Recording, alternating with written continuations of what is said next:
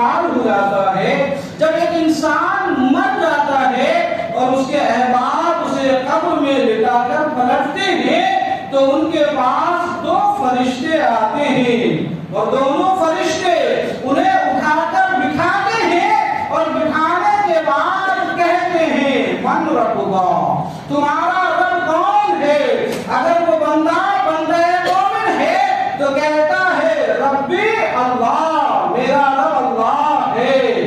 دوسرا سوال ہوتا ہے ما دینک، تمہارا دین کیا ہے؟ تو وہ بندہ کہتا ہے دینی الاسلام، میرا دین اسلام ہے۔ تیسرا سوال ہوتا ہے ما کنت تقول فی شان ھذا الرجل، یہ نبی آخر الزمان صلی اللہ تعالی علیہ وسلم کی ذات بابرکت کے تعلق سے سوال ہوتا ہے کہ محمد کے بارے میں تم کیا کہتے تھے؟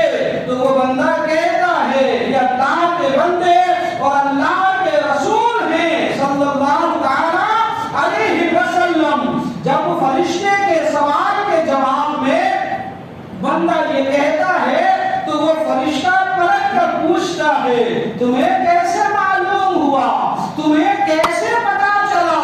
تو وہ بندہ کہتا ہے ہمیں اللہ تبارک و تعالیٰ کے قرآن سے پتا چلا، ہم نے رب کے قرآن کو پڑھا، اس پر ایمان لے آیا اور اسے یقین جانا، اس سے ہمیں پتا چلا۔ تو اب آسمان سے ندا آتی ہے، اس ندا میں کہا جاتا ہے میرے بندے نے سچ کہا، کہیے سبحان اللہ۔ ہمارے ساتھ بھی اللہ کرے کہ یہی ہو اور ہمیں یہ نصیب ہو۔ فرماتے ہیں ندا دینے والا کہتا ہے میرے بندے نے سچ کہا، اس کے لیے اس کی قبر میں جنت کا بستر بچھا دو، اسے جنتی لباس پہنا دو اور جنت کی جانب سے جنت کی کھڑکیاں کھول دی جائے۔ اب اس کی قبر میں جنت کی خوشبو آتی ہے، جنت کی ہوائیں آتی ہے اور اس کی قبر کو تا حد نظر وسیع کر دی جاتی ہے، کشادہ کر دی جاتی ہے، لمبی چوڑی کر دی جاتی ہے اور اس سے کہہ دیا جاتا ہے نم کا نومت العروس، اب تو سو جا جیسے دلہن سو جاتی ہے۔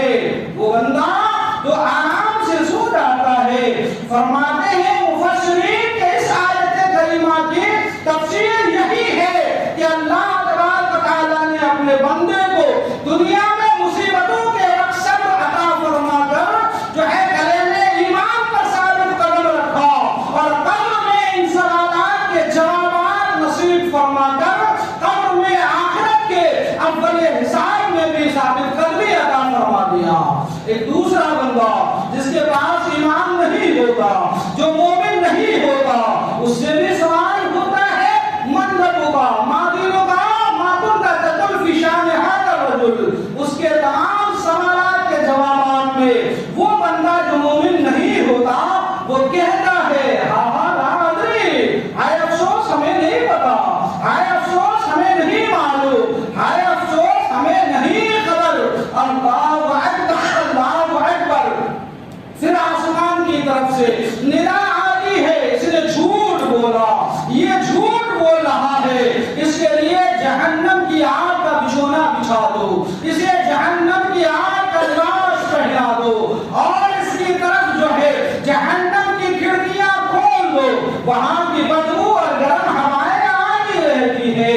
اللہ اکبر۔ اور اس کی قبر کو اس پر تنگ کر دی جاتی ہے، اتنی تنگ کی جاتی ہے کہ ادھر کی پسلیاں ادھر ہو جاتی، ادھر کی پسلیاں ادھر ہو جاتی ہے اور دو اندھے اور بہرے فرشتے اس پر مسلط کر دیے جاتے ہیں جن کے ہاتھوں میں لوہے کے بڑے ہتھوڑے ہوتے ہیں۔ میرے نبی فرماتے ہیں اگر ان ہتھوڑے سے دنیا کے پہاڑوں پر مار دیا جائے تو اس کے ذرات بن کر بکھر جائے، اس کی مار سے وہ مردہ ایسا چیختا چلاتا اور روتا ہے کہ جن و انس کے علاوہ پوری مخلوقات خدا میں مشرق و مغرب میں جتنے چرند و پرند اور جانور ہوا کرتے ہیں سبھی اس کے چیخنے اور چلانے کی آوازوں کو سنتے ہیں۔